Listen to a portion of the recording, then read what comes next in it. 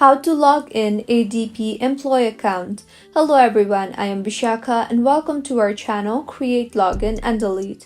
Let's get right into the tutorial. In order to log into ADP Employee Account, open your preferred browser and in the search bar search for www.adp.com. You will be led to the official webpage of ADP. If you have been provided with the employee login details for ADP, then tap on the Sign In button you see on the top. Here, tap on the Pick the option that describes you the best drop-down. I will select My Current Employer uses ADP and tap on Next. Now, in the interface that you will be led to, go ahead and enter your user ID firstly. If you want the device to remember your login details, then tap on the Remember User ID checkbox. Tap on Next now and enter your password. Once done, tap on the Sign In button, and this is how you can log into ADP Employee Account.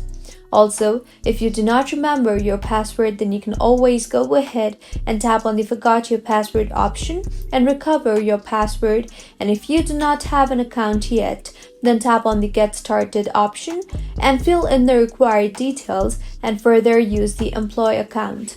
If you find this tutorial helpful, do subscribe to our channel. Thank you for staying with us until the end.